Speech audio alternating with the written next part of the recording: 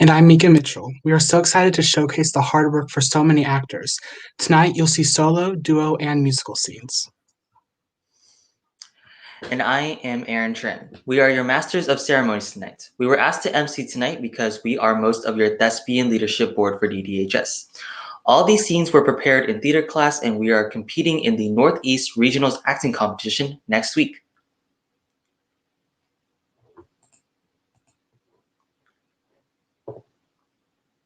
So tonight, we have music and theater professionals from the Portland theater scene standing by to provide each actor encouragement and improvement feedback on their performances.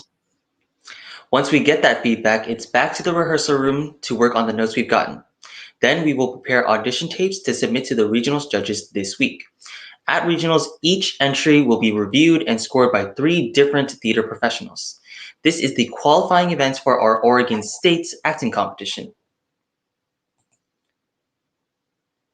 Wait, Brianna, how about we learn a bit about tonight's judges?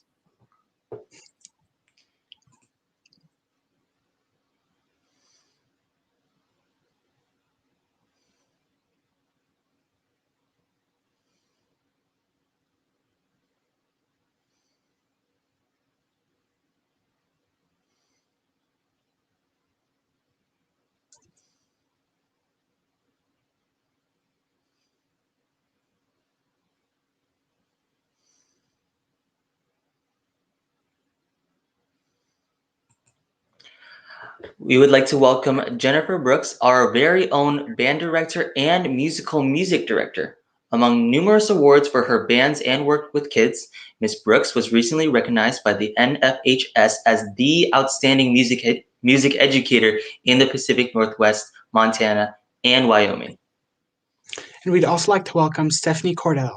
Stephanie is proud of her bachelor's in musical theater from Enon College and specialized in Shakespeare training from Patsy Rodenberg and Barbara Berlovitz. She's grateful for the time she has spent as a company member with Theater Vertigo, as a performer in the national tour, singer on a cruise ship, an actor in the Shakespeare Festival, and an improviser with Comedy Sports. Her 12 years with Oregon Children's Theater has taught her that theater can harness the power of relationships to inspire change.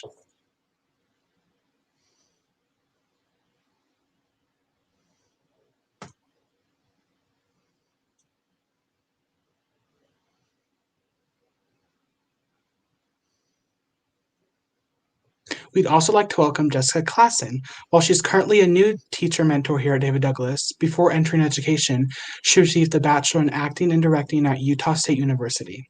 After moving to Portland, she worked in a number of facilities in theater acting, directing, and sound design throughout our local theater scene.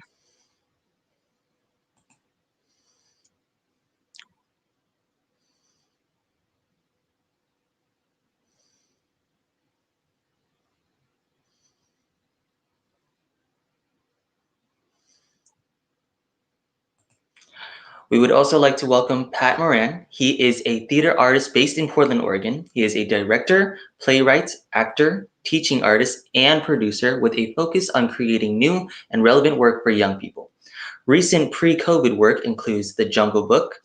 It also includes Mo Phillips' original musical Spectacular Daydream, where he was a co-writer and director, and Aberdeen at Joe's Pub at the Public Theater and Streaming, where he was also a co-writer and director. He likes olives on his pizza, reading too many scary novels, and chasing his 18-month son around. Thank you, judges. Now, audience members, a content trigger warning. These are advanced acting students, so many of the themes and some language in the pieces students select are mature themes. Just a warning if younger students are watching. Finally, because some students were working tonight or for all duo scenes, you'll notice some performances are pre-recorded. They didn't just change their outfit really fast, ha ha ha, but judges, they will still come and visit you to get feedback. Without further ado, we would like to welcome our first performer, Trevor Fickner.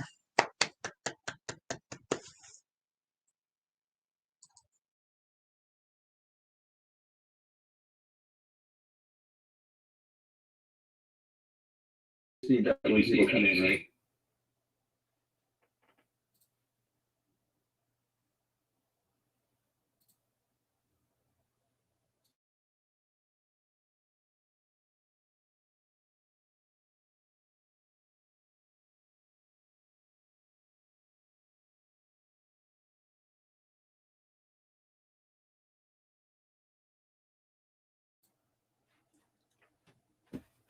Hi, my name is Trevor Fickner.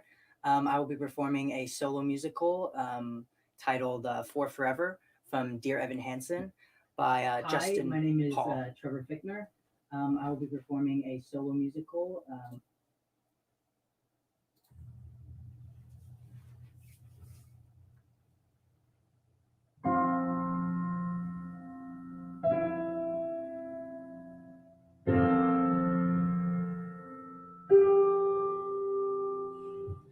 End of May or early June, this picture perfect afternoon we share.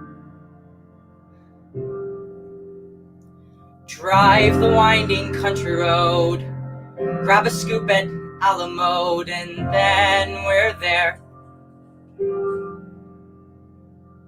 An open field that's framed with trees, we pick a spot and shoot the breeze like buddies do. Quoting songs by our favorite bands, telling jokes no one understands except us two. And we talk and take in the view. All we see is sky for forever. We let the world pass by for forever. Feels like we could go on for forever this way. Two friends on a perfect day.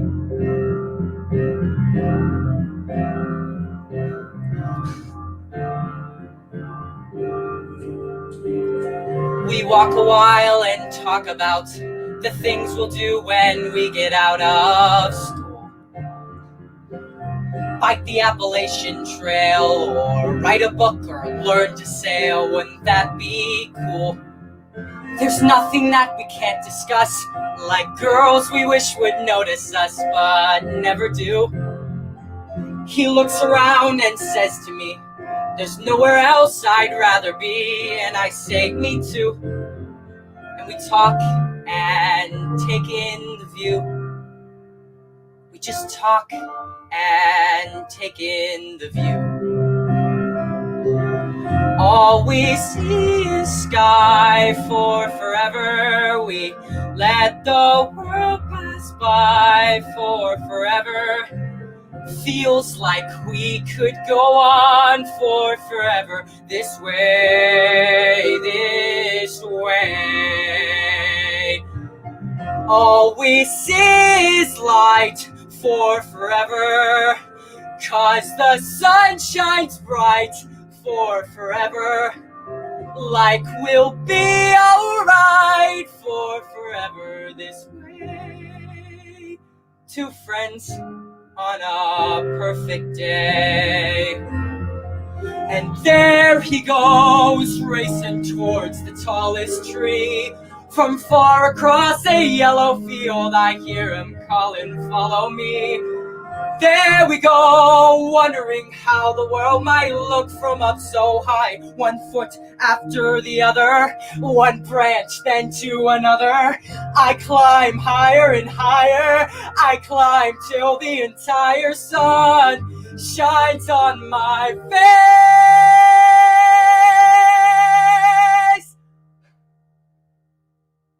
And I suddenly feel the branch give way. I'm on the ground. My arm goes numb. I look around and I see him come to get me. He's come to get me. And everything's okay.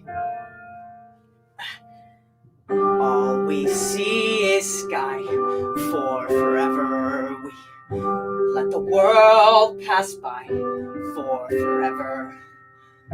Buddy, you and I for forever this way, this way. all we see is light, 'cause the sun burns bright, like we'll be alright for forever this way.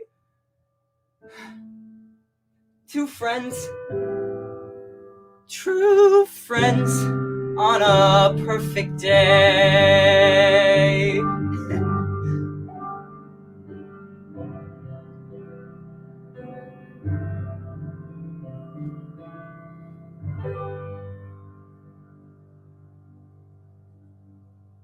Thank you.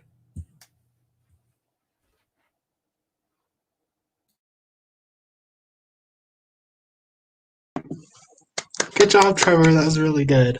Next up, we have Sasha Silva. So please give it up for her.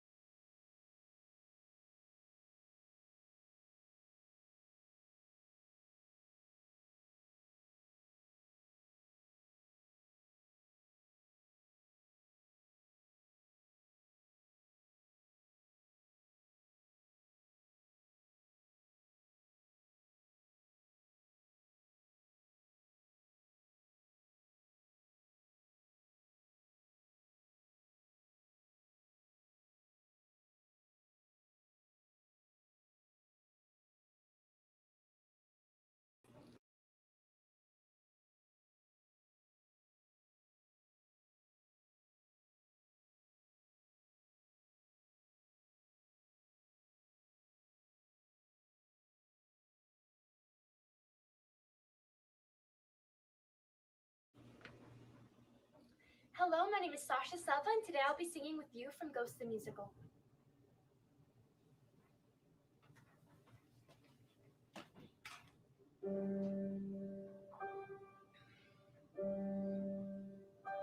I picked up your shirts this morning. I don't know why, Mr. Reynolds had to say hello. I started to cry. Every place we ever walked and everywhere we talked, I miss you, you never leave my mind. So much of you is left behind. You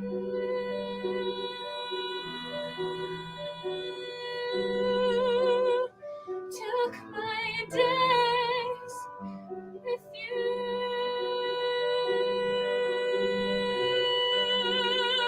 Took my nights with you.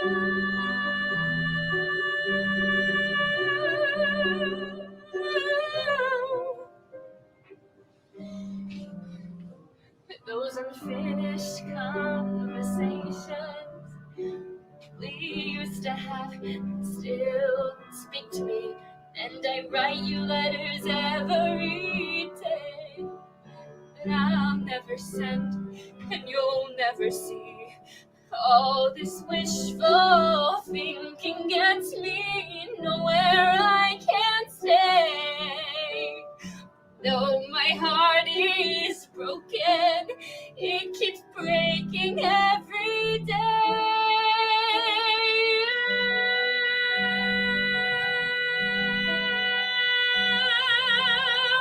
Took my hopes with you.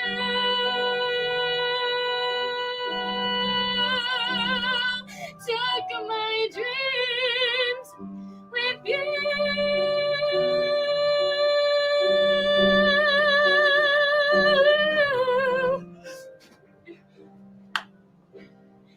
I keep thinking that you'll be calling, but everyone says that it's all in my head, and I can't accept it yet. I'm not ready to just give in. I know that I can't live in this pain with these feelings of regret. I can't comprehend this and pretend that I don't care. Any place I wanna see you there.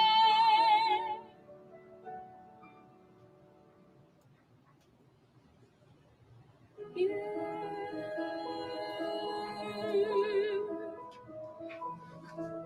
took my world with you.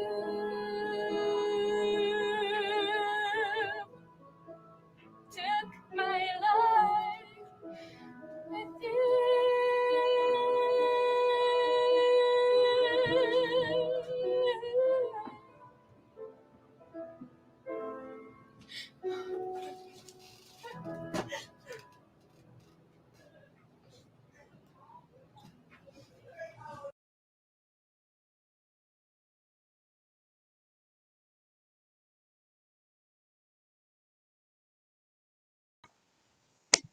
Good job, Sasha. Next up, we have Denzel Menjivar. I'm sorry if I say that wrong. And Aaron Tran.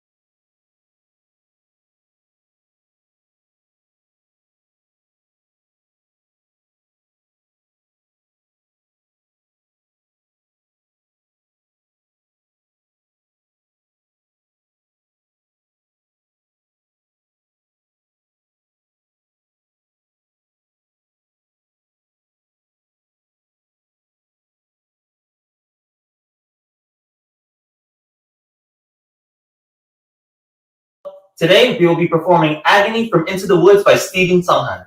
I will be portraying Rapunzel's prince. Portraying Cinderella's prince. Thank you. Thank you.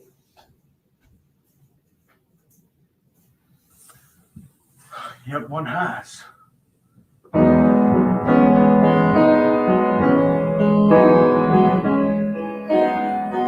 Did I abuse her or show her disdain? Why does she run from me?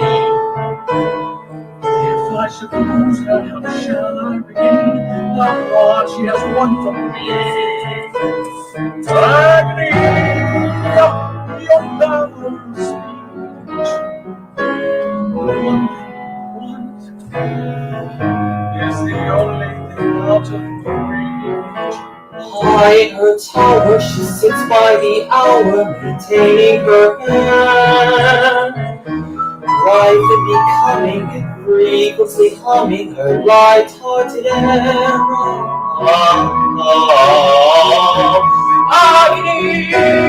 one more painful than yours.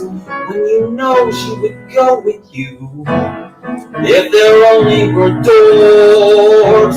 Agony, all the torture they teach. What's as intriguing as what's out of reach? Am I insensitive, clever, and considerate, passionate, charming, as kind as a pencil, and heir to a throne? You are everything maidens could wish for. Do I know?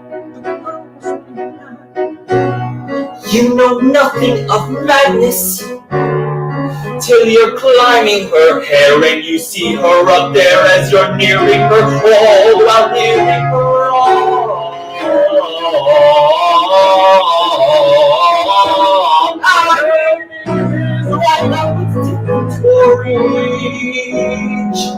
Always 10 steps below. Always 10 feet below, and she's just out her reach. That cuts like a knife. I must have her to wife.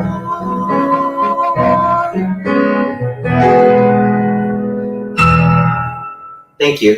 Thank you.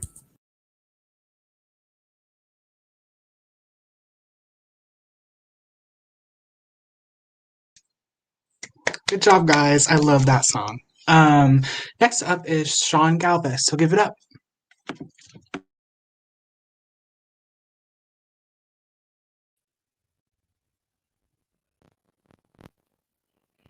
Hello, I will be performing a solo musical scene from the musical Heathers. Thank you. I will be performing Meant to Be Yours, and by the way, there is a content warning that I would like to give. This song talks about bombs and suicide, so if those subjects affect you, then please leave now. Thank you.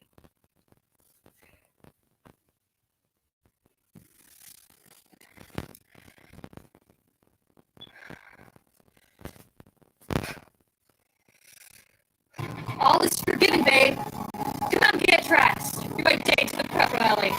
You chopped me out like I was trash. For that, you should be dead. But then it hit flash. What if I went away instead? Those assholes are the key. They're keeping you away from me. They made you blind, messed up your mind, but I can set you free. You left me and I fell apart. I punched the wall and cried, bam, bam, bam. Then I found you, changed my heart, and set loose all that truthful shit inside. And so I built a bomb. Tonight our school is Vietnam. Let's guarantee they never see their senior prom. I was meant to be yours. We were meant to be one. Don't give up on me now. Finish what we've begun. I was meant to be yours. So when the high school gym goes boom, with everyone inside, pew, pew, pew, in the rubble of their tomb, we'll plant this note explaining why they died. We, the students of Westerberg High, will die. Our bodies may finally get through. To you, your society turns out slaves and blanks. No thanks. Sign the students of Westerberg High. Goodbye. We'll watch the smoke pour out the doors. Bring marshmallows when they s'mores. We can smile and cuddle while the fire roars. I was meant to be yours. We were meant to be one. I can't make it alone. Finish what we've begun. You were meant to be mine. I am all that you need. You carved open my heart. Can't just leave me to bleed. Veronica, open the door, please. Veronica, open the door. Veronica, can we not fight anymore? Please, can we not fight anymore? Veronica, sure you're scared. I've been there. I can set you free. Veronica, don't make me come in there. I'm gonna count to 3. 1, 2, screw it!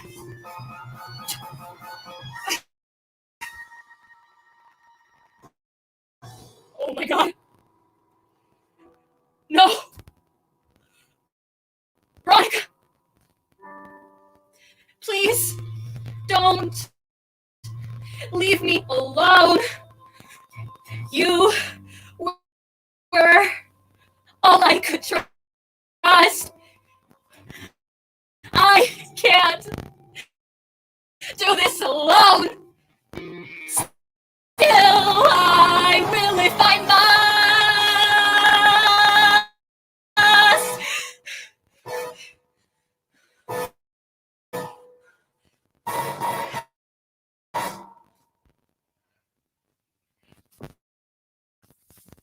Thank you.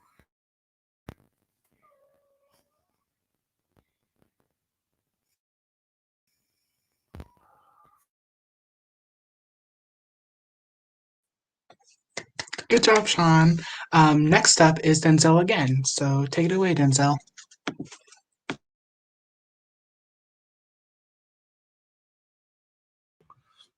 Hi, today I will be performing If I Were a Rich Man from the show Fiddler on the Roof. Music and lyrics by Jerry Bach and Sheldon Harnick. I will be portraying Tevye. Thank you. So what would have been so terrible if I had a small fortune? If I were a rich man, yahadiha, yahadiha, yahadiha, diha, all day long I'd biddy, biddy, bum. If I were a wealthy man, I wouldn't have to work. Yahadiha, yahadiha, yahadiha, diha.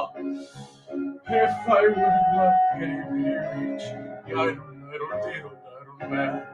I'd build a big tall house with rooms by the dozen, right in the middle of the town. A fine tin roof with a real wooden floors below. There would be one long staircase just going up, and one even longer coming down, and one more leading nowhere, just for show.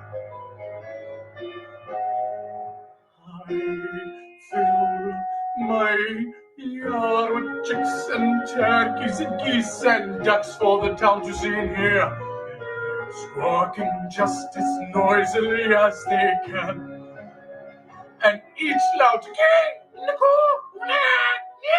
will land like a trumpet on the ear, as if to say, here lives a wealthy man.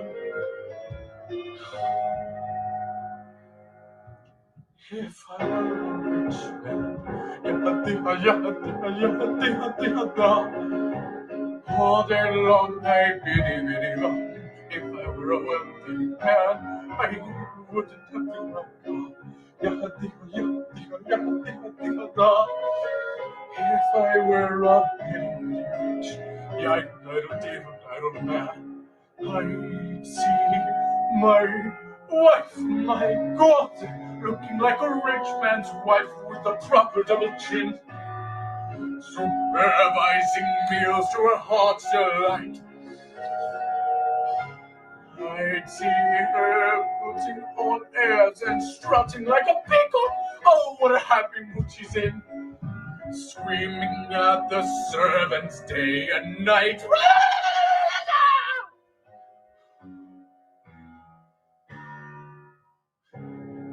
The most important man in town will come to fawn on me. They will ask me to advise them, like a Solomon the wise. If you please, Reb Tevye, pardon me, Reb Tevye, posing problems that would cross a rabbi's eyes.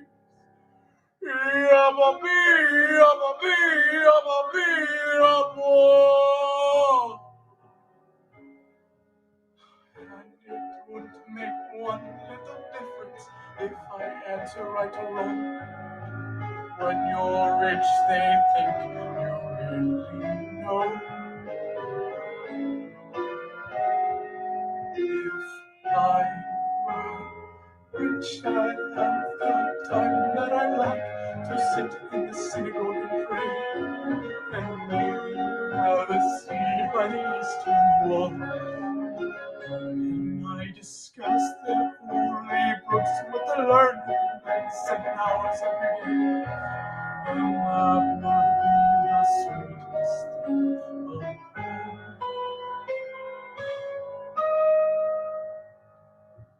If I were a rich man, all day long I'd biddy, biddy, bum. If I were a wealthy man, I wouldn't have to work.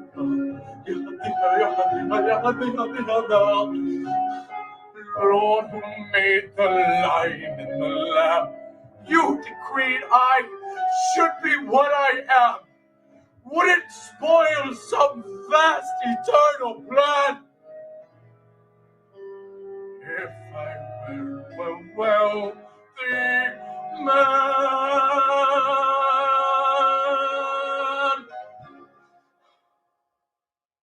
Thank you.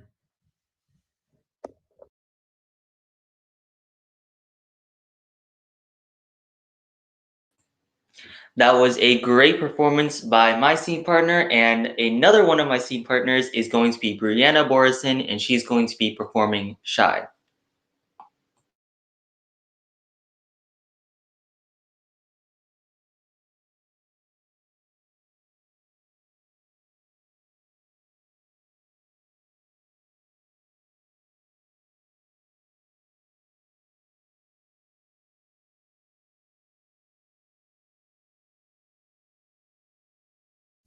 Hello, my name is Brianna Borison, and I will be performing Shy from Once Upon a Mattress, written by Marshall Barrett.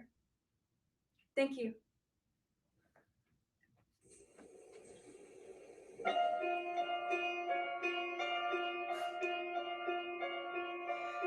Someone's being bashful. That's no way to be. Not with me. Can't you see that I am just as embarrassed as you? And I can understand your point of view. I've always been shy. I confess it, I'm shy. Can't you guess that this confident air is a mask that I wear? 'Cause I'm shy. And you may be sure, right down deep, I'm demure. Though some people I know might deny it, at bottom I'm quiet and pure. I'm aware that it's wrong to be meek as I am. My chances may pass me by. I pretend to be strong, though as meek as I am. All I can do is try. God knows I try. Though I'm frightened and shy, and despite the impression I give, I confess that I'm living a lie. Because I'm actually terribly timid and horribly shy. I've always been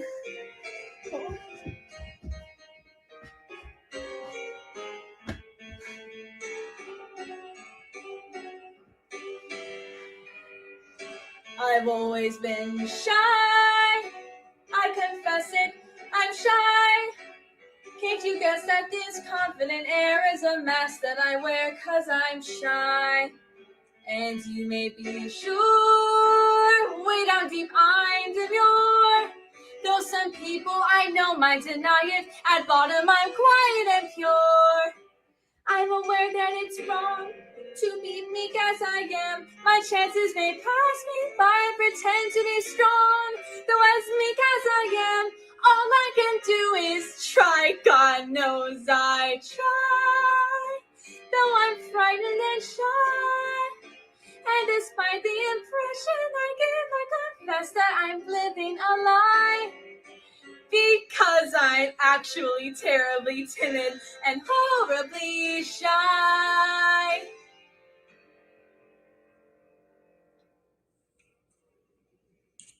Thank you.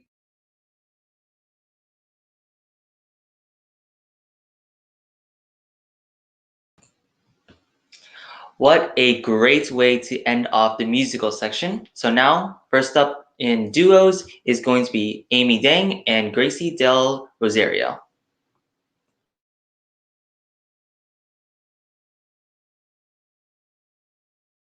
Hello everyone. Today we'll be presenting a duo scene from Driver's Test by Don Zolidis. I'm Gracie Del Rosario and I will be portraying the role of Gail. And I'm Amy Dang and I'll be portraying the role of Margie. Thank you. Thank you. Okie dokie, here we are. This is it, huh? Oh yeah, this is it. This is the guy. I call him Georgie. Aren't cars normally female? Not this one. He's man. I don't have a lot of love in my life, so I'm compensated.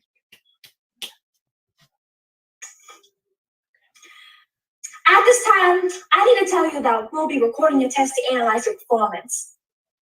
Wait, you're recording this? That's what I just told you. Do you consent to the recording?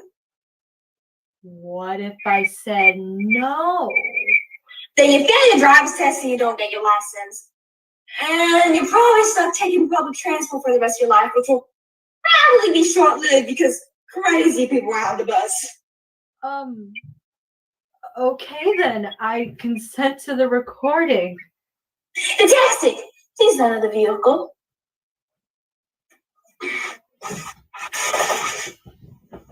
By the way, I don't do this testing here. Bossy buds, okay? Okay. You can call me Margie. Okay, Margie. And I'll call you Puddin'.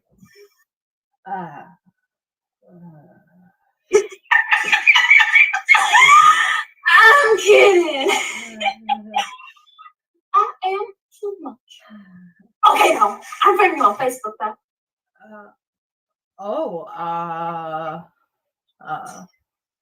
If you check your phone, you foul. The car hasn't even started yet.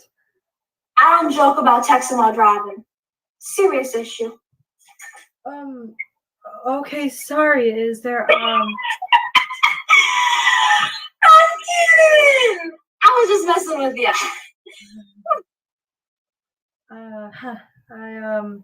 I wonder if there are any other instructors available. So I didn't mean that. I didn't mean that. It's fine. Okay then.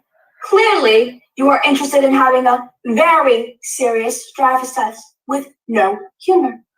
I can do that, if that's how you wish for us to proceed. I'm sorry. I mean, I'm just a little nervous, that's all. I'm cool with joking. I'm a very, very funny person. Please demonstrate what you do upon entering the vehicle. Okay, first I adjust my mirrors and I adjust them to fit me. And next my seatbelt goes on. And then I'm done with my pre-driving checklist. You are? Yes. Nothing else comes to mind? I believe so. Yes. That's all you're planning on doing? Okay then. I see. Should I do something else? Do you think you should do something else? I don't know. I see. Did you just put something down? Pay no attention to my clipboard. Okay, I'm sorry. I mean, you seem like a great person, really. I mean, we can hang out after this if you want. We can talk about your emotional issues. I mean, I'm a fun, loving person. Let's just be buds. Okay? Are you sure? Yes, please. All right, let's party! Do I need to do anything else before I put the car in drive? No! I was just messing with that. You should have seen your face. You're like, what do I do? What do I do? Seriously, I love my job. Let's take Georgie out for a spin.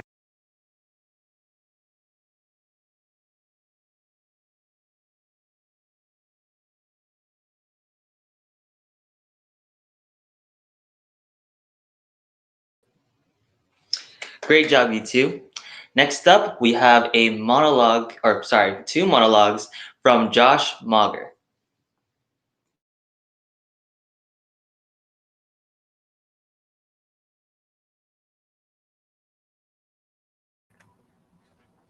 Hi, I am Joshua Mauger, and I will be performing two monologues. The first one is from Shakespeare's Much Ado About Nothing. It's a Benedict monologue. And the second one is from the Less Than Human Club It's a Davis monologue, and that plays by Timothy Mason, I think.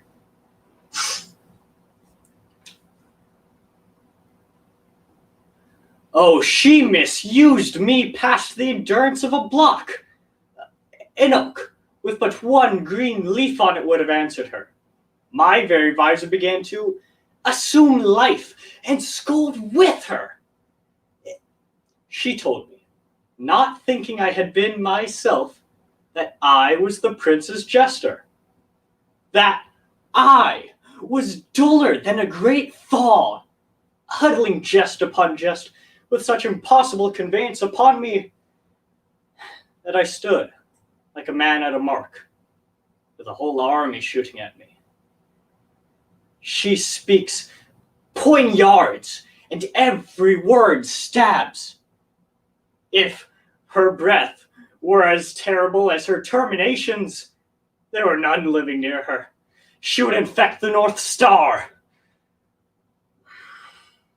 I would not marry her, though she were endowed with all that Adam had left before he transgressed. She would have made Hercules have turned spit, ye, and would have cleft his club to make the fire, too. But come, talk not of her. You shall find her the infernal Ate in good apparel. I would to God some scholar would conjure her, for certainly while she is here, a man may live as quiet in hell as in a sanctuary. And people sin upon purpose, because they would go thither. So indeed all disquiet, horror, and perturbation follows her.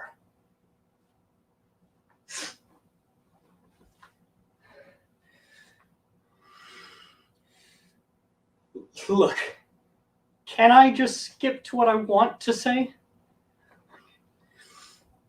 My mother's got me going to this shrink because she's afraid maybe I'm not normal. Okay? Me too.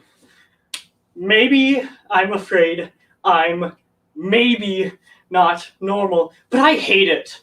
This old guy with hairs growing out of his nose and his ears, he keeps talking about his own childhood, how rough he had it.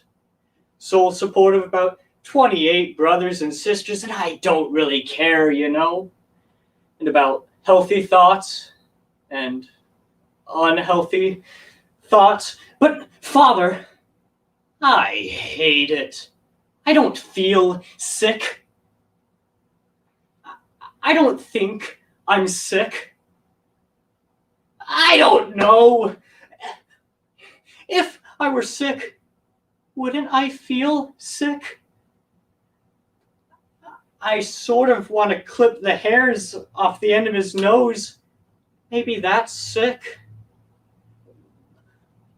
But I've asked this girl to the next dance, you know? That scares me a little bit. So, what I want to know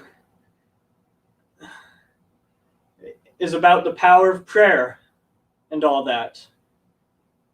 Thank you.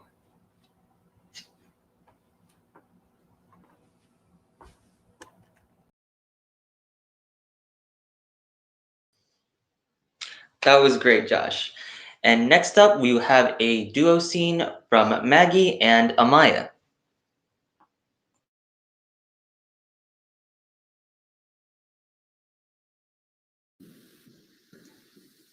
Hi, today we will be performing a scene from Back to the 80s. By Dino Carroll. I'll be portraying the character of young Heather. And I will be portraying Mary. Thank you. Thank you.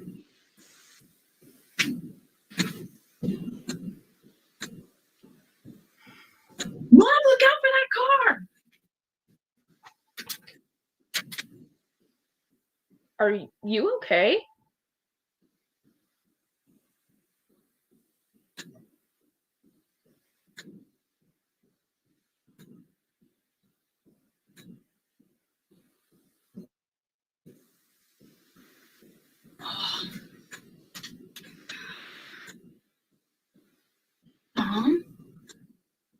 Is that you?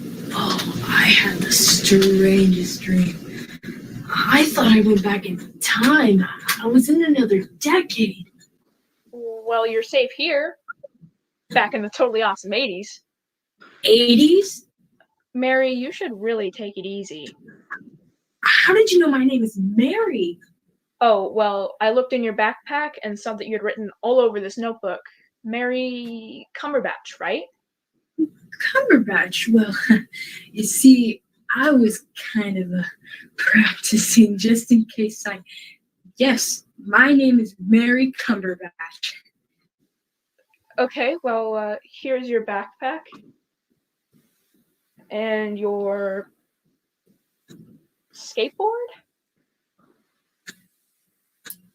And I've never seen a calculator like this before. Calculator? Right, I use this to calculate. Do you need to go to the hospital? St. Elswood is right down the street. No, I'm okay. I'm kind of a bumps and bruises kind of girl. Me too. I mean, you have to be in order to play Fooski, Karska, Baba, Debo, Go MX. Is that a dangerous game? Are you kidding? It's totally radical. Have you ever gone skiing while wearing boxing gloves while holding a golf club in one hand and a football in the other? No, but that does sound pretty sick. No, I promise. It's totally bad. I thought you just said it was... Wow. I can't believe this is the same woman who won't let me go skydiving. Did you say skydiving? Have you ever gone skydiving? No, have you? I really want to, but don't tell my mom. I'll just forge her signature on the permission form. Why didn't I think of that? My mom is totally ridiculous. She's so overprotective. Oh, I can't even with this. Can't even what? Oh, I've never had to finish that sentence before. Well, speaking of my mom, she's having this block party on our street, and it might be totally bogus, but do you want to come? Oh, I should probably look for someone first. You don't know if Professor Emma Gelb lives around here, do you? Oh, sure. She lives right down the street. She should be at the party. Come on. Got it, Mom. Oh, number 5. What? Oh, right. That was the 90s. Let's go.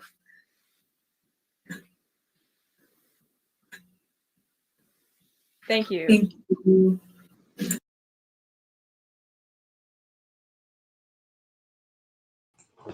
That was great, guys. And next up, another duo, we are going to have Mika and Trinity.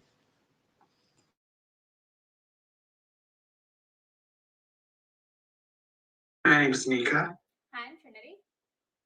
and today we'll be performing a dramatic duo scene for you today called The Wrong Man, written by, Laura Harrington. I'll be portraying Nadia. and I'll be portraying John. Thank you.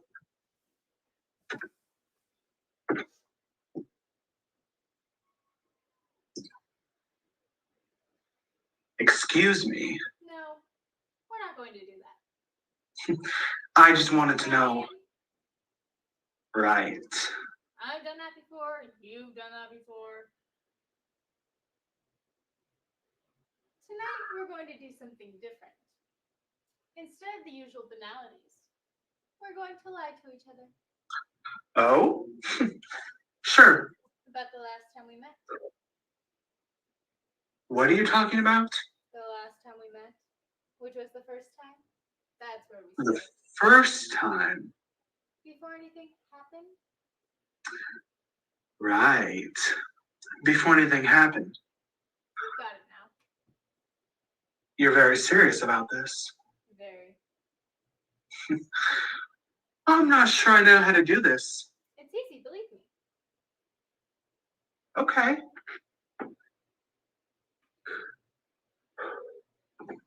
Okay. It was a party. A dance. A party A dance? You were dancing. I could feel you watching. Oh, I had been watching you for a very long time. I was careful near you. A summer's night. Late summer. Another girl sat to you who turned to you and said, "You're very beautiful." And you laughed. I had been drinking. It was a party, A dance. and I had been dancing. You sat next to me, very close. Your thigh pressed against mine. I felt like I could almost, not quite, touch your breast.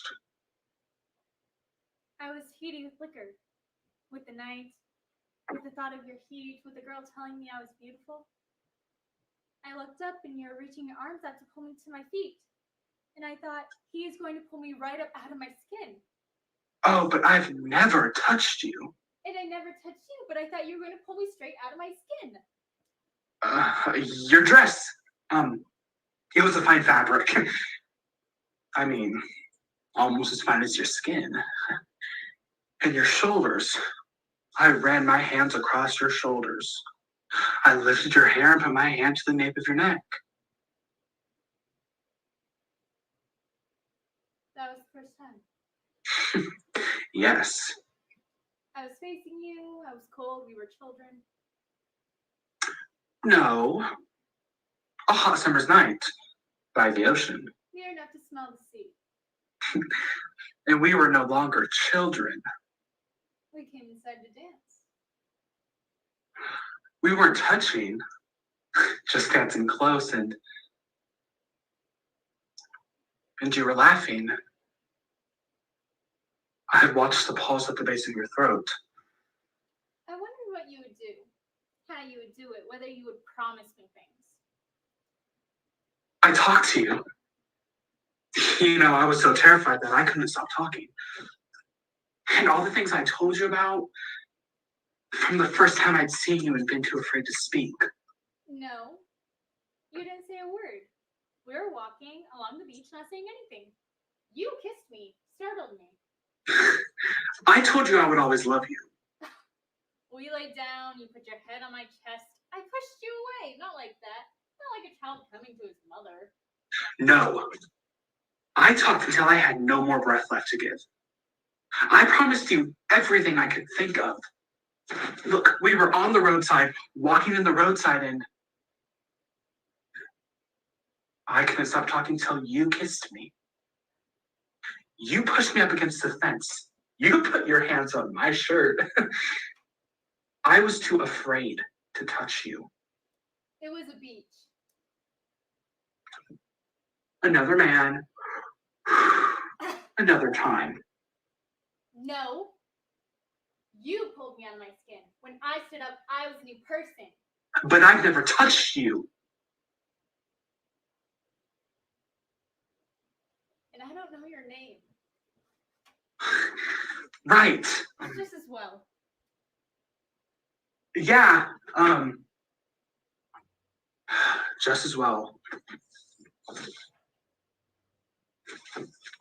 Thank you. Thank you.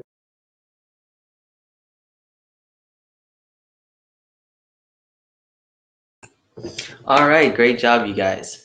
And now we are going to have a set of monologues from Connor Rudisell. Hello, I'm Connor Rudisell, and today I'll be presenting two contrasting monologues. The first is from Balm in Gilead by Lanford Wilson, and I will be Fick. The second is from Guildenstern and Rosencrantz Are Dead by Tom Stoppard, and I will be Rosencrantz. Thank you.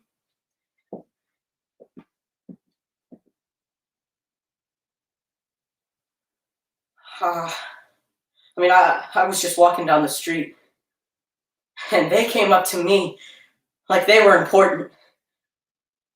And they start pushing me down this alley. Not an alley, but a hallway. And back down at the end of this hallway, there's this dark place. They start punching on me. And I just fell into this ball on the floor. So they couldn't hurt me or nothing, but if I just came down there with a couple of guys A couple of big guys, friends. Maybe they'd see since I got these guys with me, You see, I'm on H. Man, and I'm flying, but I gotta talk, and I'm serious now, but they start kicking me. And if I wasn't on H, man, there'd be pains all through me. But if I just came down there with a couple of guys, I could do anything.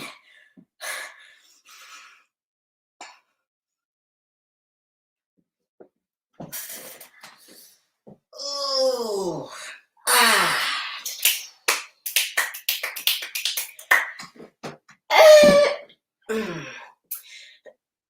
Do you ever think of yourself as actually dead? Lying in a box with the lid on it? Nor do I, really. It's silly to be depressed by it, though. I mean, one thinks of it like being alive in a box. One keeps forgetting to take into account the fact that one is actually dead. I mean, that should make all the difference, shouldn't it? You'd never know you were in a box, would you? It would be just like you were asleep in a box. Not that I'd like to sleep in a box, mind you. Not without any air, at least. I mean, you'd wake up dead for a start. And then where would you be? In a box with the lid on it. I mean, you'd be in there forever. Even taking into account the fact that you're dead, it isn't a pleasant thought. I mean, really ask yourself, if I told you straight off, I'm going to stuff you in this box now, would you rather be alive or dead? Naturally, you'd prefer to be alive, because life in a box is better than no life at all, I expect. I mean, you could lie there thinking, oh, well, at least I'm not dead. In a minute, somebody's going to bang on that lid and tell me to come out. Knock, knock, knock. Hey, you! What's your name? Come out of there! Thank you.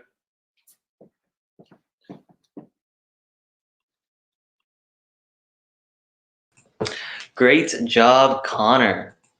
All right, so we're going to go into intermission, but before we do, now is a moment to recognize the students and staff you won't see who helped make this performance happen.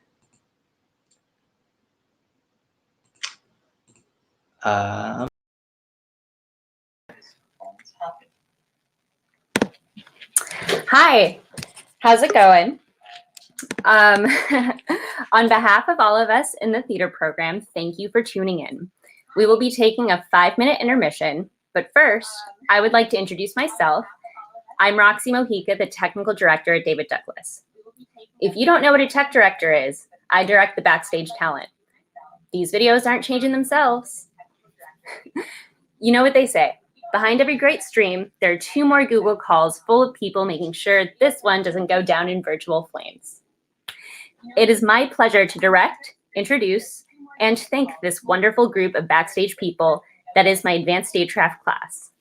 Thank you for always having our back and exploring, producing new exciting ways of supporting performance. Thank you, Jim and Hart Cordero, Liam Bradham, Sam Blazer, and Jonathan Pham for helping us stream tonight's program. And thank you everybody else for putting on lovely performances for us to watch. Enjoy your 5-minute intermission. And thank you everybody else for putting on lovely performances for us to watch.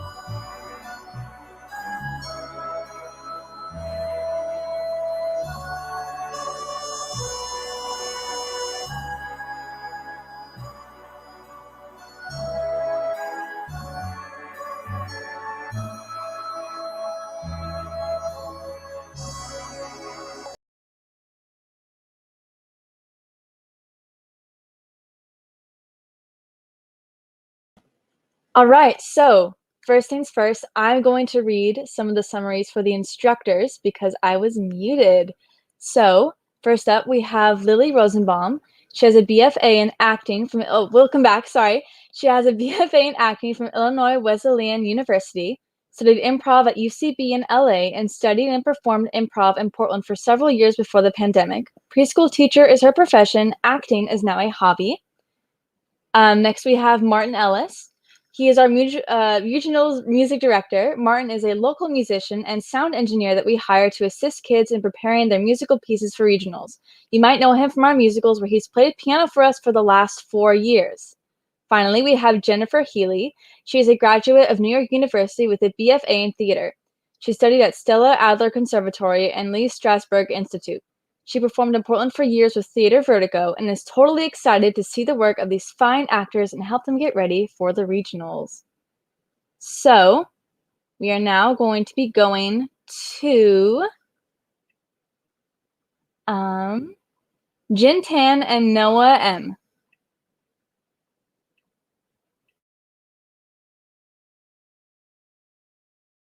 Hello, my name is Jin. And my name is Noah. We will be presenting a scene from the play Help Desk By Don Solidus. I'm going to be playing a character named Bryn. I will be playing the character Charlie. Thank you. Help Desk, Charlie here. How can I help you? Hey there, I'm having a little bit of a problem. Aren't we all? But I'm the only one getting paid to help people, so fire away. So I downloaded your virus protection program on my computer. What? Nothing. So I'm sorry. I'm just amused. What are you amused about? Little joke we have here in the office. Nothing to worry about. By the way, if you hear me laughing or high-fiving people, just ignore that. Why would you be high-fiving people? I just love my team. That's all. So, you said you downloaded our virus protection? Yes, your Virus Assassin 3. Oh, you got 3? Hey, everybody. I have a customer here who got Virus Assassin 3. I know, right? Woo. Yeah, so I downloaded Virus Assassin 3 because it said it would take care of my viruses permanently. Yep, it says that. Classic. But as soon as I installed it, I started getting all these pop-ups. Yep. And they just say things like, your computer is in danger. Or this one, there are viruses coming for your computer. They're writing emails to your mom blaming her for all the problems in your life. I mean, that is very specific. My mom doesn't even know she's responsible for all the problems in my life. Amazing. So it seems like all Virus Assassin 3 does is just put pop-ups on my computer scaring me. Yep. Or sometimes fear is the best motivator. But that's basically what a virus does. Yep. So how exactly is Virus Assassin 3 different than a virus? Hey, he's asking how Virus Assassin 3 is different than a virus. Yes, you're right. What am I right about? Virus Assassin 3 is in fact a virus, but don't worry, it's just there to show you just how bad viruses can be. I paid for it. I know, you made a terrible mistake. You were completely fooled. That just shows you how vulnerable you are to other viruses. It says it murders viruses. And it does, by becoming one of them. And now your computer is infected with Virus Assassin 3, which is totally about to leave all your credit card information to the dark web.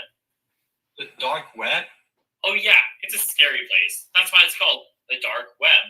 Pretty soon, organized crime and Morocco will have all your contact information, and we'll be calling your grandma. This is crazy. I know! You'd be amazed at how many people fall for this. But how do I get rid of it? That's where I can help you. We have a specially designed product that will take care of Virus Assassin 3. No problems, no questions asked. Virus Assassin Extreme. I know you're worried it's going to be expensive, but it's only a monthly fee of $19.95. Why is it a monthly fee? It's a subscription service because Virus Assassin 3 is constantly mutating. So you need Virus Assassin Extreme to be constantly adapting to fight it. Don't you know anything about viruses? How do I know that Virus Assassin Extreme isn't just another virus? I guess you'll just have to trust me. But you don't seem trustworthy at all. It's going to dilemma, isn't it? You're really in a bind. I think he's going to buy Virus Assassin Extreme. I'm not doing this. Aw, you sure? Yes, you guys are like criminals. I guess I just have to buy a new computer then. I guess you do, but you're in luck because we sell those too. Ooh. Thank you. Thank you.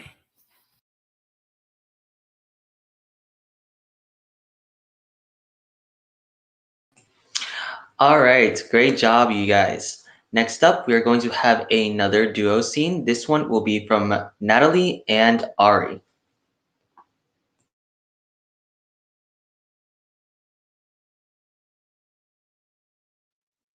Hello, I am Ariana. And I am Natalie. We will be presenting a scene from Antigone. By Jean and Yui. I'll be playing Ismene. I will be playing Antigone. Thank you.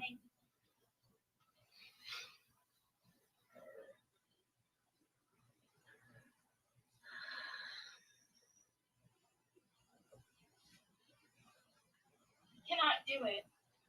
Why not? Rand will have us put to death. Of course he will. That's what he's here for. He will do what he has to do, and we will do what we have to do. He is bound to put us to death. We are bound to go out and bury our brother.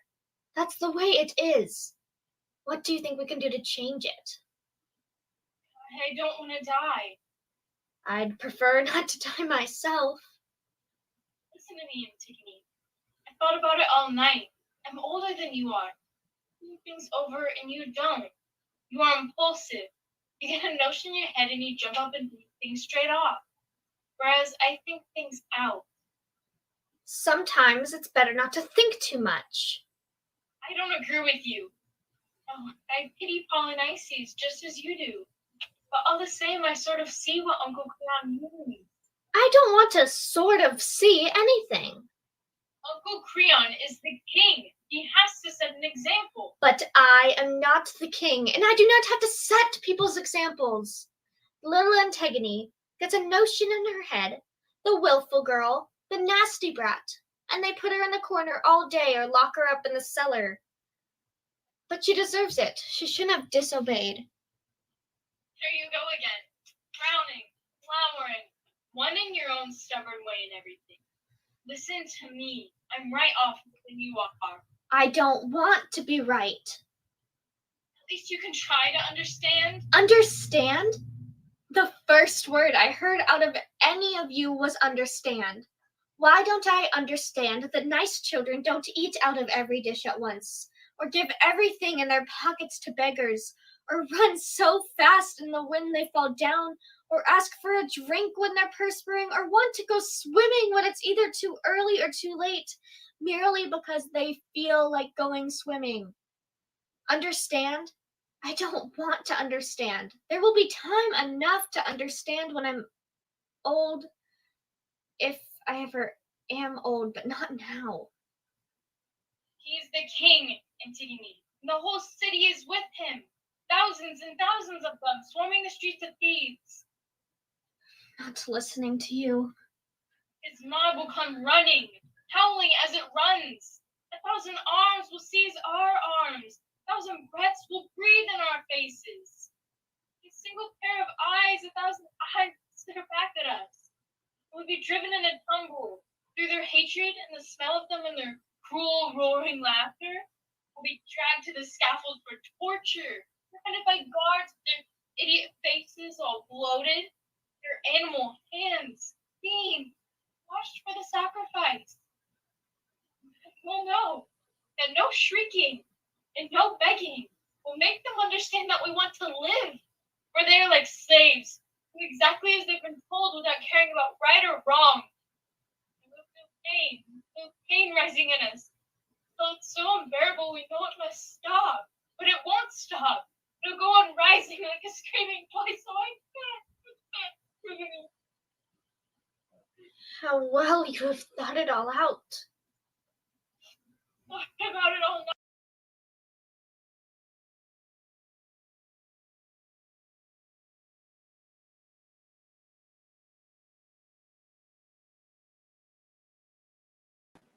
Nice job, you two. And next up, we have Tommy Knits.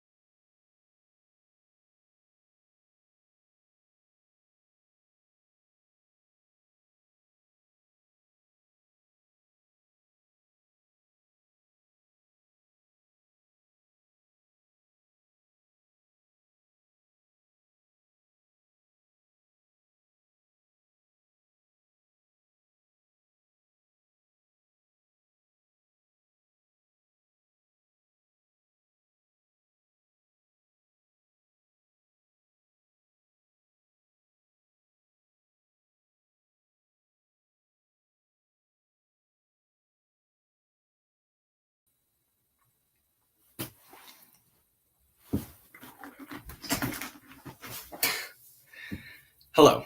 Today I will be performing two contrasting monologues. In the first, I will be playing Stanley from Greater Tuna by Jaston Williams, Joe Sears, and Ed Howard.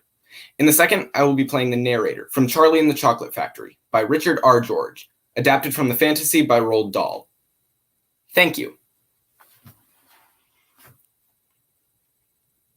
Guess who? Well, don't you look just like yourself? Don't you, though, Your Honor?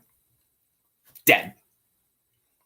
You can't imagine how safe I feel. Yeah.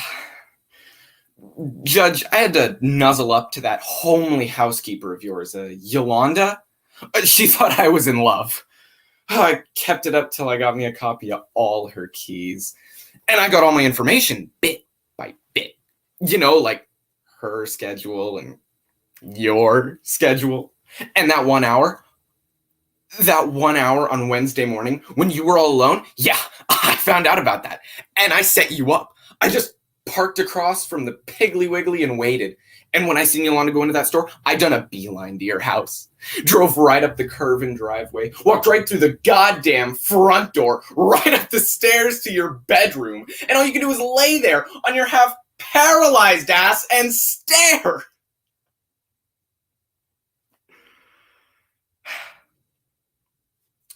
I guess we're even.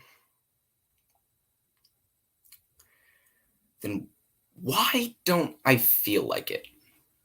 Huh?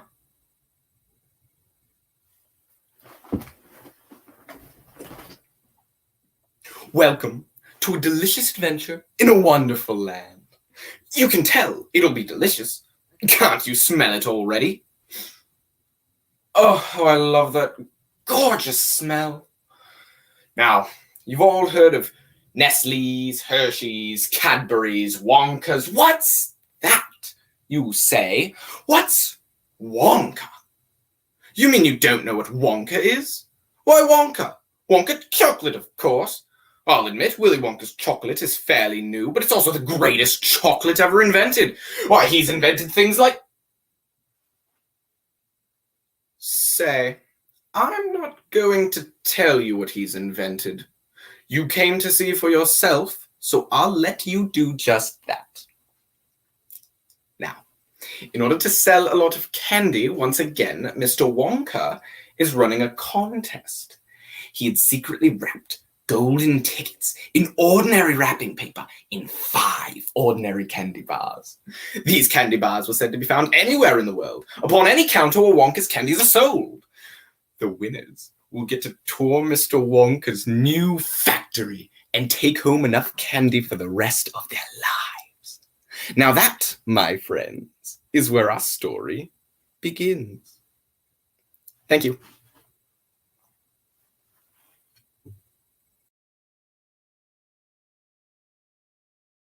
Amazing job from our district showcase winner. And up next, we have Sebastian Walker Hopkins and CJ Summer. Brick Lakes.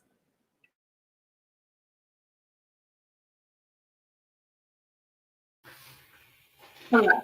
Today we'll be performing a duo scene from the play Football Romeo. By Lindsay Price. My name is Sebastian Walker Hopkins, and today I'll be Rick. And my name is CJ Sumner, and today I will be Nicola. Thank you. Thank you. Romeo, Romeo, wherefore art thou, Romeo? Deny thy father and refuse thy name. And if thou wilt not but be sworn my love, and I'll no longer be a Capulet. It's your line. Uh-huh. It's your line. Shall I hear more, or shall I speak at this? Rick! What? Never mind, never mind. I'm ready. I know I'm going to get that part. So, you're going to meet me at the audition tomorrow at 4. Can you remember that, or should I write it down? 4.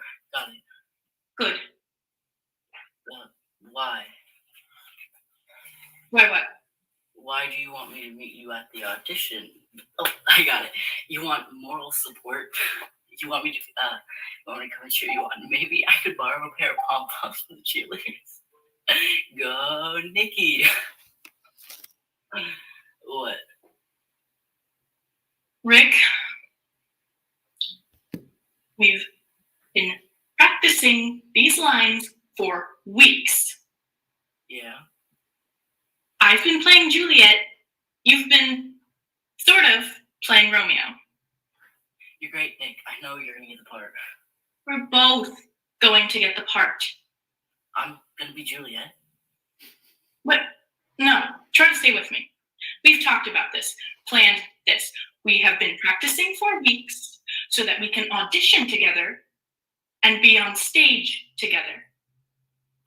On stage? You, Romeo, me, Juliet. On stage? Yeah, In front of people? that's usually how it's done. You didn't tell me that. Rick! No way. It's fine behind closed doors where no one can see us, but there's no way I could ever. Rick? Tights. Rick, what's the matter? This guy, Bray. Romeo? He wears tights, Nikki. You want me to embarrass myself in front of the entire football team looking like a ballerina? There are no tights. Mrs. Cavendish is doing a modern version. No tights. No? Jeans and t-shirts. I still can't do it. Ricky? I play football. I take other football players by the head and slam them to the ground. And you're very good at that. But don't you want to be more than a football player? No. Don't you want to be something else? No. Don't you want to fully experience the excitement, the thrill, the wonder that is William Shakespeare? No. Fine, I see. You're mad. No, not at all. I'm perfectly. Don't touch me. I'm sorry, Nikki. It's just not going to work out. I see. It's fine. Good. So I guess you'll be okay with the kissing scenes. The what? Oh, you've been reading the lines, Rick. Surely you've noticed there are at least 2 kissing scenes. I haven't really been paying attention. If you're not playing Romeo, that means I'll be kissing somebody else. Give me that.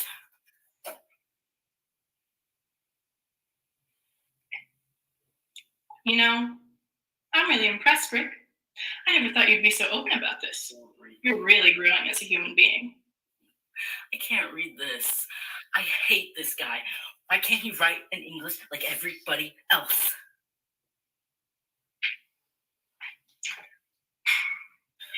Saints do not move, though grant for prayer's sake. Then move not while my prayer's effect I take. Thus from my lips by thine, my sins purged. And from my lips the sin that they have took. Sin from my lips, O trespass sweetly urged, give me my sin again. Is that Shakespearean for kissing me? Big time. Give me that book. When did you say auditions were? 4 o'clock. Thank you. Thank you.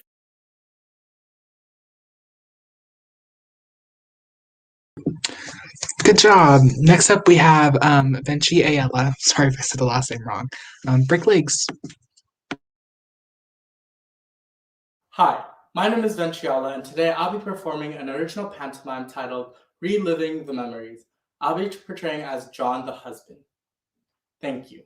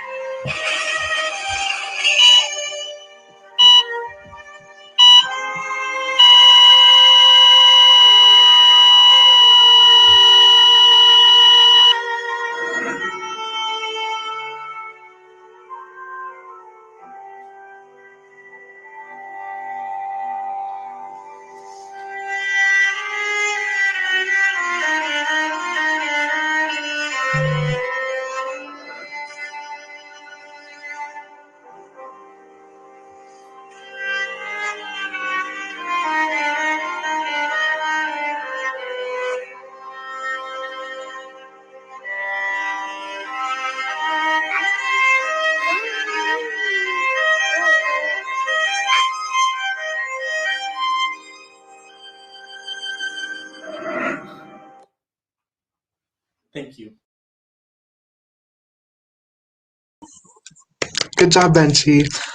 Next up, we have Irving Castro for a solo. Break legs.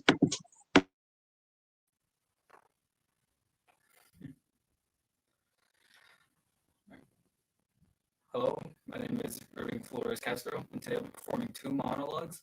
The first I'll be performing is called The House of Blue Leaves by John Gore. I'll be playing the character Ronnie, and the second I'll be playing Luna Park by Cabaret. That's a bitch. I'll be playing the character Fly. Thank you. My father tell you all about me, Pope Ronnie. Charmed life, how great I am. That's how he is with you. You should hear him with me, and you sing a pretty different tune pretty quick. And it wouldn't be with the devil and Evelyn. It was my 12th birthday. And everywhere around town, newspaper articles were written that Billy was coming to town, the actor for Huckleberry Finn, looking for the ideal American boy. He was coming over to New York. Billy needed a hideout. He called my father.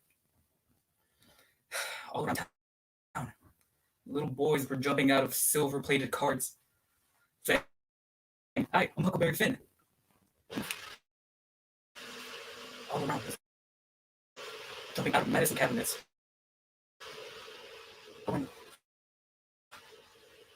Jumping out of medicine cabinets and just his baggage, his luggage.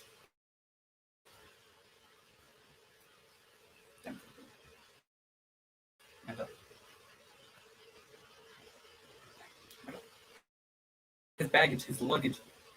And Huckleberry was coming over to my town. I asked the Queen of Martyrs if she knew who Huckleberry Finn was. And she answered me, the ideal American boy. And as I went home that day, all around, the butcher shop window said, "Hello, Huck." The woodcutter window said, "Hello, Huckleberry Finn. How are you? All of America is looking for Billy, and he's going to hide out in your house."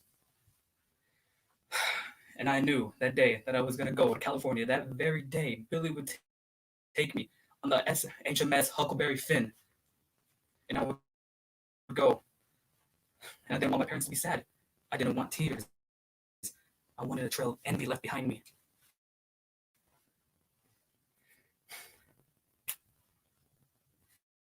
And then we heard the doorbell.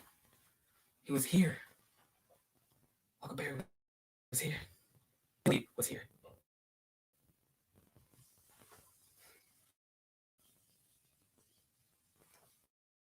Lucky. That's the word he heard most that day. Lucky. Lucky. I feel lucky. It's not a word I like. I feel small. Puny. Life should be more than just luck. Now it's just wondering. Why? Who would do such a thing? 70 dead, 200 wounded. I don't want vengeance. I just want to know. Because it can't be just craziness or insanity or hatred. It can't be any of these that would make someone think setting off a bomb is the only reason. It's the only solution to solve a problem. I started walking. Must have walked miles and miles. Each siren that cut the air was followed by absolute silence. I can't even speak. It's all just laughs, hands waving, shrugs. Somehow, the signs got through. Thank you.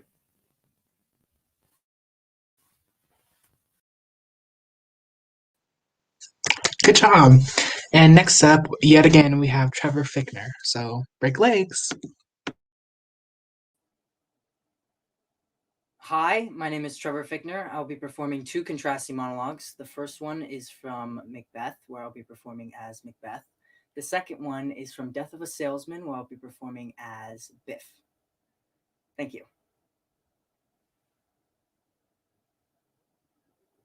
Tomorrow, and tomorrow, and tomorrow creeps in this petty pace, from day to day to the last syllable of recorded time. And all our yesterdays have lighted fools the way to dusty death. Out, out, brief candle. Life is but a walking shadow, a poor player that struts and frets its hour upon the stage, and then is heard from no more. It is a tale told by an idiot, full of sound and fury, signifying nothing.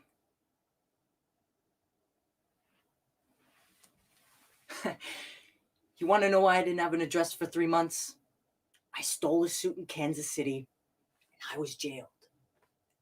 I stole myself out of every good job since high school, and I never got anywhere because you blew me so full of hot air that I couldn't take orders from anybody. That's whose fault this is.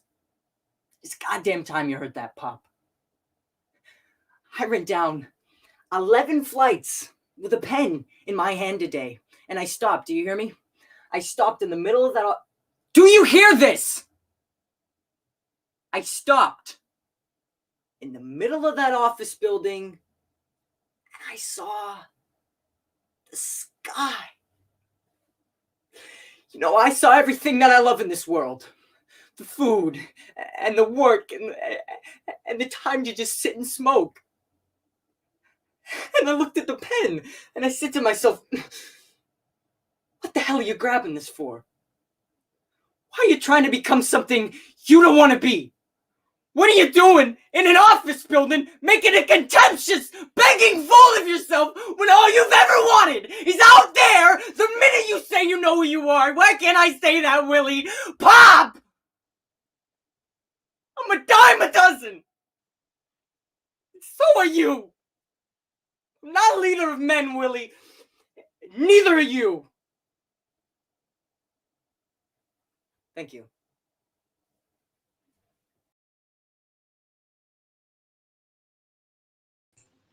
That was a great performance by yet another District Showcase winner, Trevor. Next up, we are going to have a duo scene from Julia and Joy.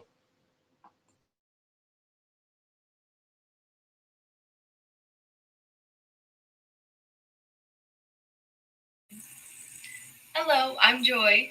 And I'm Julia. And we'll be presenting a scene from the album by David Rimmer. I'll be portraying Trish. And I will be portraying Peggy. Thank you.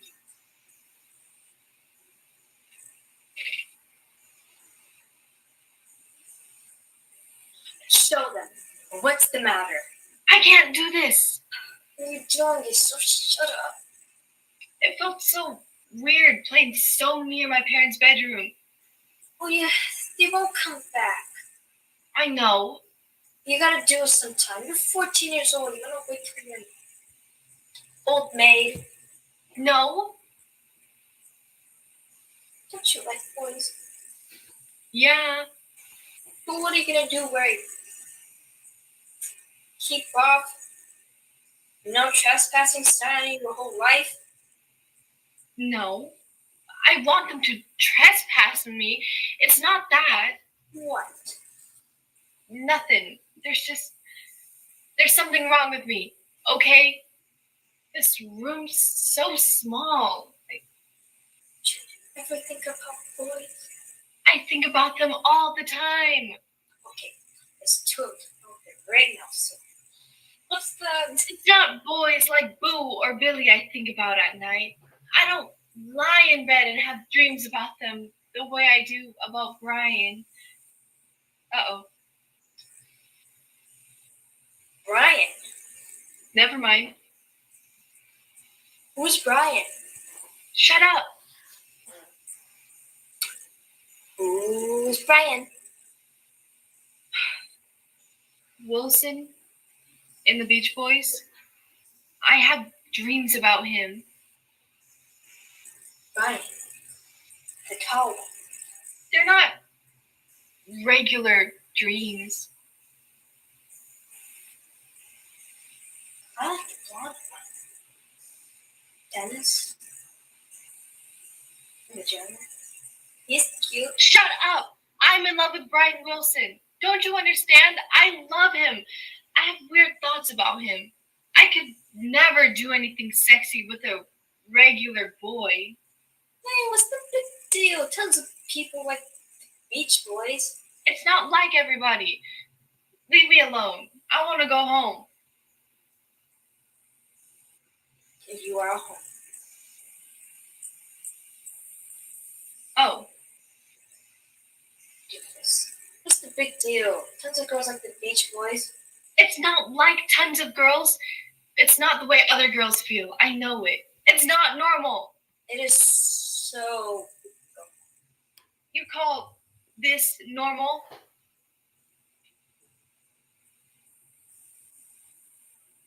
Suffer. What? It's a picture album we've had in our family for a million centuries. My mother passed it down to me the day I entered womanhood. Look, that's where I wrote all the lyrics to All the Stars in the Sky by Kathy Young and the Innocents, because it was the first song I ever bought, and my mother yelled at me to turn it off after I played it 65 times. That's where I started. Started what? See the pictures of my grandma and grandpa at their wedding?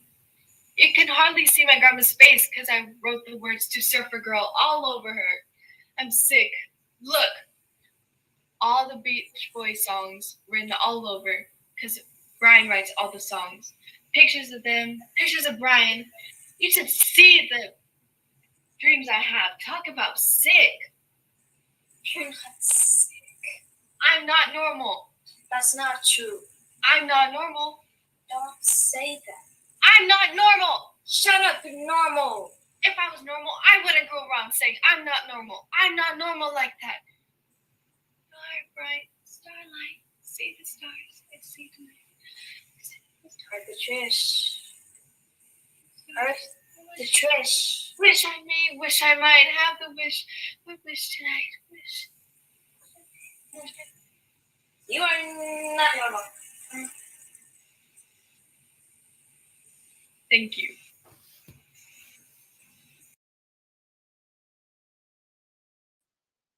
Good job, guys. Next up, we have Cameron Nelson performing a solo.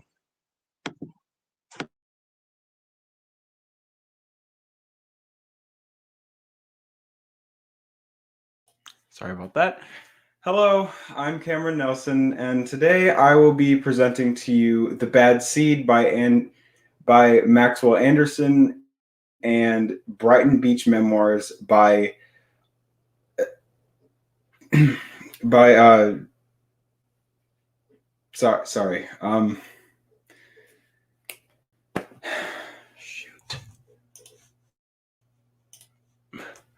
Neil Simon. I'm sorry about that. Brighton Beach Memoirs is my first one, and my second one is The Bad Seed. Thank you. I'm not going to let you hurt me like that, Nora. I'm not going to let you tell me that I don't love you or that I haven't tried to give you as much as I've given you or Lorraine. God knows I'm not perfect. Every angry person in this house has told me so tonight.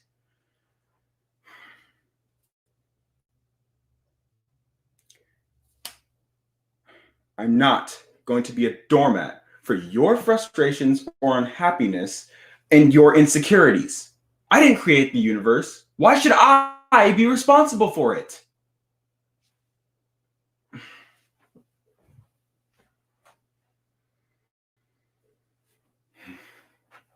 Oh, uh, sorry.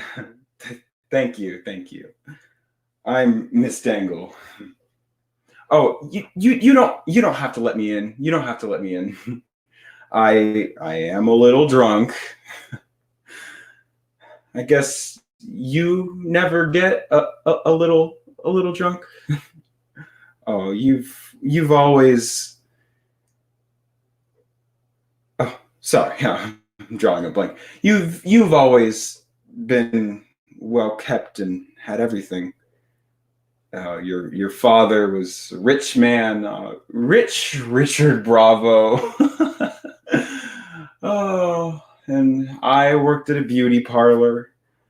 Miss Fern used to come in there and look down on me. I was a frumpy blonde.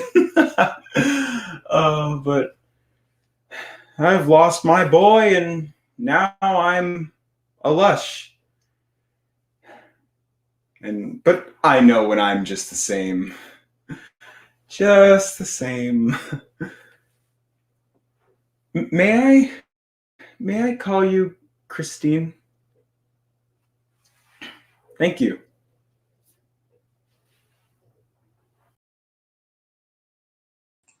That was a great performance. And next up, we have a performance from Tyler Carter. Please welcome.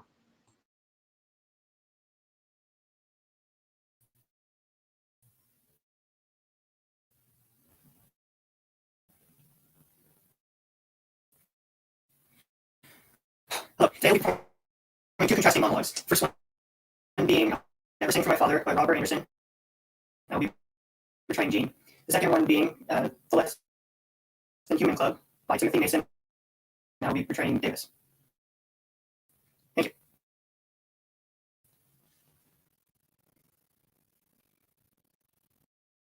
Dad, I want you to come to California with me. What do you want? What the hell do you want? If I stayed here for the rest of my life, it wouldn't be enough for you. I've tried. God damn it, I've tried to be the dutiful son. To maintain the image of the good son. Made it in your good son every single occasion. Easter, Christmas, birthday, even at Thanksgiving when I was dying, I was staying for in the hospital. We miss you so. Our day is nothing without you. Couldn't you come out for a couple hours after you leave her? You had no regard for what was really going on. My wife was dying. No, Dad. He's not terrible. I'm serious, son. It's terrible. That's entirely and completely.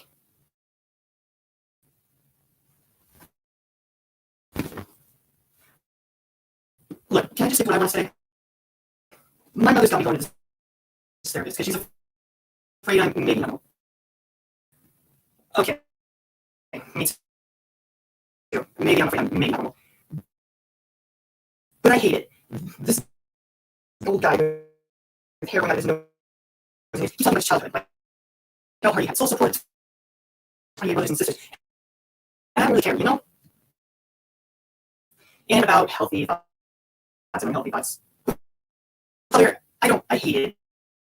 I don't feel sick. I don't think I'm sick. I don't know. If I were sick, would I feel sick? I sort of want to clip the hair on the end of his nose. Maybe that's it. But I just feel the next dance, you know, and it scares me a little bit. So what I know about his nocturnal life. No?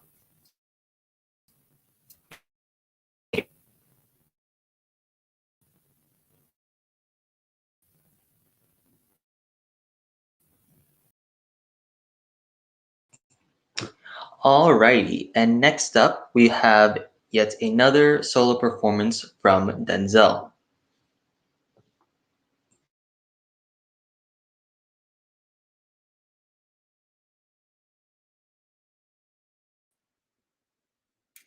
Hello, I'm Trinity. Today I'll be performing a solo pantomime original, written by myself and edited with sound and music by Aaron Tran. Thank you.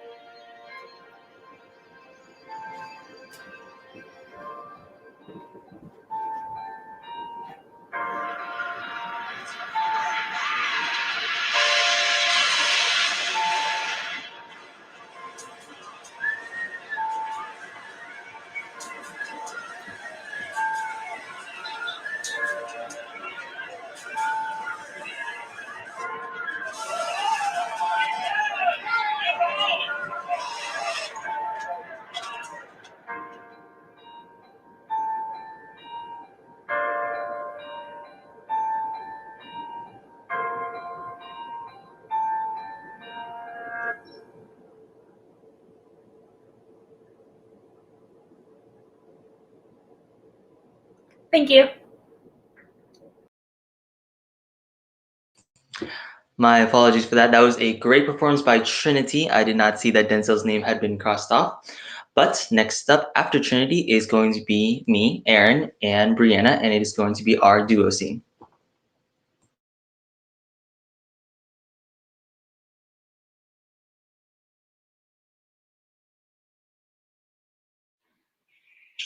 Hello. Today we will be performing a scene from The Importance of Being Earnest, the stay-at-home version by Don Zolidis. I will be portraying Jack. And I'll be portraying Gwendolyn. Thank you. You really love me, Gwendolyn. Passionately. It may lose something in translation, but you don't know how happy you've made me. My own Ernest. But really mean to say that you couldn't love me if my name wasn't Ernest. But your name is Ernest. Yes, I know it is. But supposing it was something else, do you mean to say that you couldn't love me then? That is clearly a metaphysical speculation. And like most metaphysical speculations, has no reference to the facts of life as we know them. Personally, darling, to speak quite candidly, I don't much care for the name of Ernest. I don't think the name suits me at all. It suits you perfectly. It is a divine name. It has a music of its own. It produces vibrations. Well, really, Gwendolyn, I must say I think that there are lots of other much nicer names. I think Jack, for instance, a charming name. Jack? No. There is very little music in the name Jack, if any at all indeed. It does not thrill. It produces absolutely no vibrations. I have known several Jacks, and they all, without exception, were more than usually plain. Besides, Jack is a common domesticity for the name John, and I pity any woman who is married to a man called John. She is probably not allowed to know the enchanting pleasure of a single moment's solitude. The only really safe name is Ernest. Gwendolyn, I must be christened at once. I mean, we must be married at once. There's no time to be lost. Married, Mr. Worthy? Well, surely you know that I love you. And you led me to believe, Miss Fairfax, that you are not completely indifferent to me. I adore you. But you haven't proposed yet. The subject of marriage has not even been touched on. Well, may I propose to you now? Oh, well, be quick about it. Mamma's about to end with a flourish, and when she starts flourishing, it's nearly over. I've heard that's quite common in women. I think it's best to tell you, Mr. Worthing, to spare you any possible disappointment, that I'm fully determined to accept you. Gwendolyn. I think it's also best to tell you that proposals are best done quickly. When they drag on too long, they become tedious. I hope that my love will never be tedious. Well, let's see how quick it is. Gwendolyn, will you marry me? Of course I will, darling. How long have you been about it? I'm afraid you've had very little experience on how to propose. My own one. I have never loved anyone in the world but you. Yes, but men often propose for practice. My own brother Gerald does. My girlfriends tell me so. My, what wonderful eyes you have, Ernest. They're quite sincere. I hope you will always look at me just like that, especially with other people present. Thank you.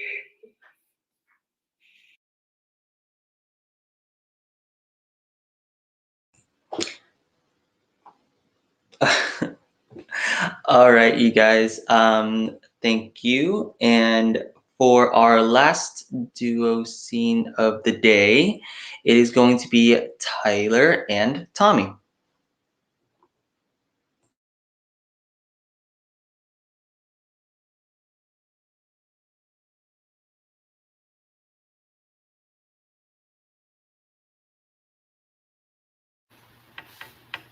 Hello, I'm Tommy.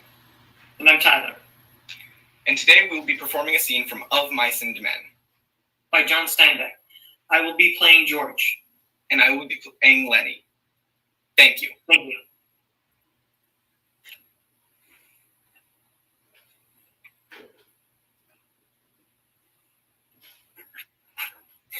Lenny. Where's them guys going? Hunting. Why aren't we going with them? I like hunting. Is it because I've done a bad thing? It don't make no difference. Is that why we can't go hunting with them guys? It don't make no difference. Sit down, Lenny. Right there.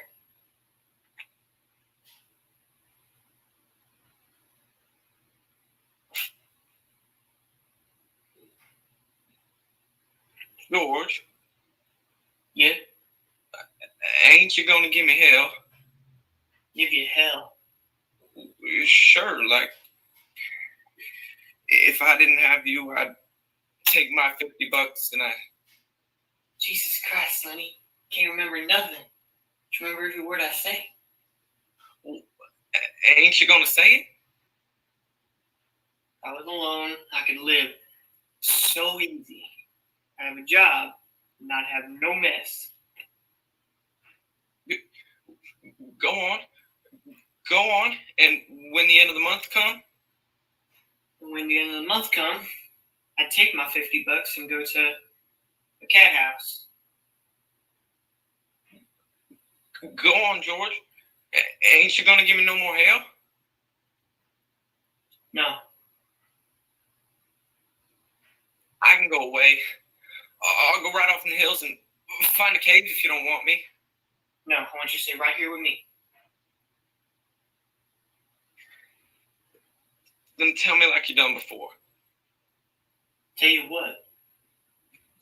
About them other guys. And about us. Guys like us got no family. They got a small stake and they blow it in. They ain't got nobody that gives a hoot in hell about them. But not us. Tell about us now. Not us.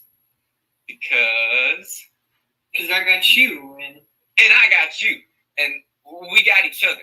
And that's what. That gives a hoot in hell about us.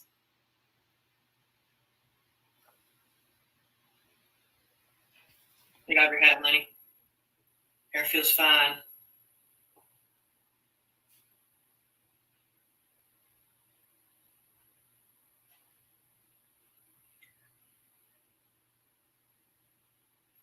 Tell how it's gonna be.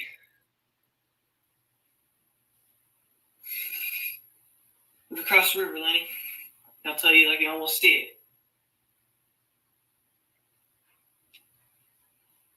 We're gonna have a little place.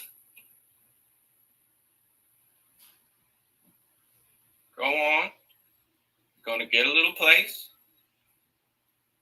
We'll have a cow and a pig, maybe a few chickens. Down the flat we'll have a piece of alfalfa. For the rabbits. For the rabbits. And I get to tend the rabbits. You get to tend the rabbits. And live off the fat of the land. Yes.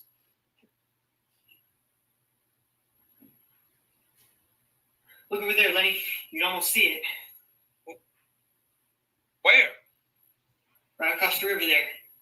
Can't you see it? Where, George? It's over there, Lenny. Just gotta keep looking.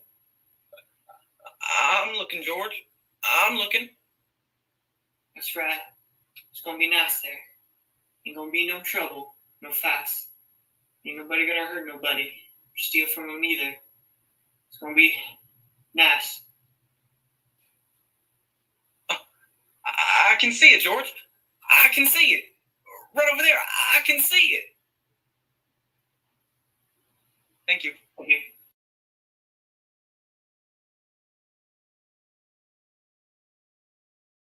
Really powerful scene. Good job, guys. For those of you who don't know, Aaron and I have been doing duo scenes together every single year since freshman year, so it's really awesome that I get to introduce him to do his monologues. Break legs, dude. Thank you, Brianna. Hello, today I will be performing 2 contrasting monologues. The first of which is Act 3, Scene 3 from Romeo and Juliet, where I will be portraying Romeo. And the second is from The Birds, a modern adaptation where I will be portraying Eupides, and that's by Don Zolidis. Thank you.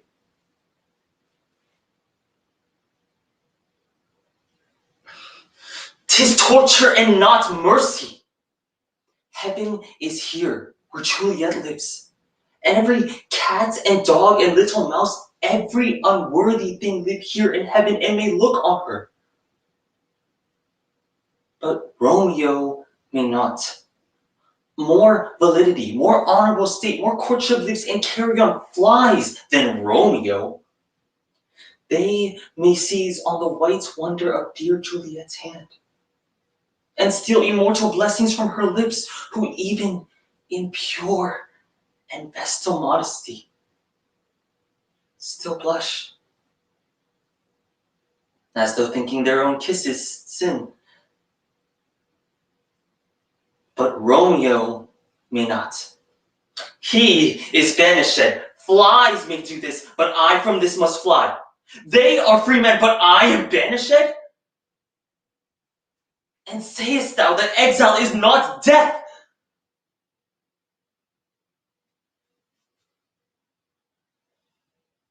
I can't wait to be a bird. This might surprise you, but I always thought I was a bit of a disaster as a human being. You know, before my mom abandoned me and all, and before I started stalking the girls who hate me. I was a bit of an unpopular child. Little old ladies who'd pass me on the street would toss me in front of moving vehicles. They'd scream something about doing society a favor, and whoop, there I'd be, right in the middle of traffic. Drivers swerving each and every way to avoid denting their hoods on my prone little body. That's mostly what I remember from my childhood.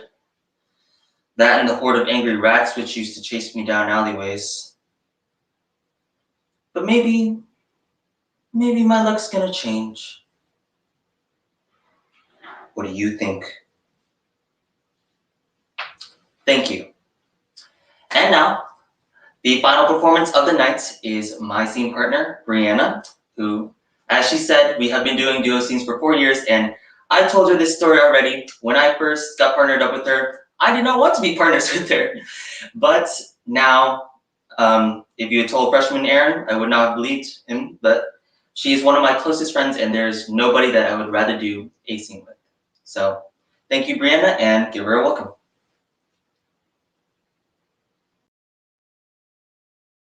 Hi, my name is Brianna Borson, and I'll be performing 2 contrasting monologues for you today. The first of which I'll be portraying Vera from Greater Tuna, written by Justin Williams, and the second of which I'll be portraying Casey from Anton and Show Business, written by Jane Martin. Thank you. I, Vera Karp, Vice President of the Smut Snatchers of the New Order, in the absence of our President, the Reverend Spikes, do hereby declare this meeting to be officially open. Now, we need to send out a communique from our education committee. Now, with all the vicious things they've been saying about us in those newspapers, we've decided to become more flexible on bilingual education. Now, we do indeed have a program to submit to the Tuna schools. The difference is, our program is one of moderation and entails learning the following Spanish phrases. Habla usted inglés, which means do you speak English? Que, which means what? And no he pedido esto, which is I didn't order this. Now, that is all the Spanish that any red-blooded American ought to feel obligated to learn. And so the casting agent says to me, "You're not right for it. You're a character woman." I die, my blood congeals, fissures appear. It's the actress's death knell. I go through menopause in 5 seconds. All fluids dry. I become the Mojave Desert.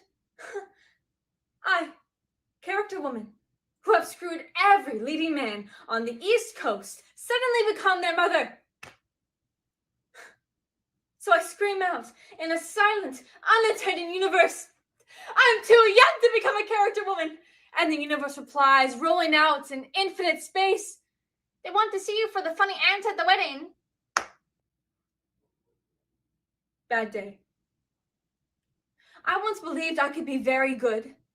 I wanted to be so concentrated, so composed, so skillful and passionate and heartfelt that anyone watching me would literally burst into flames.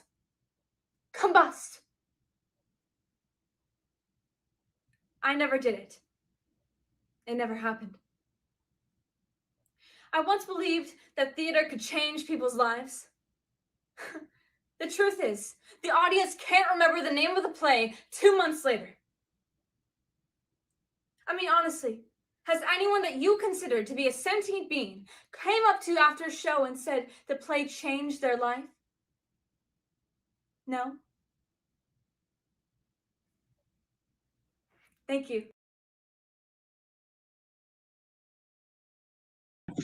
Good job, guys. Thank you to all the judges.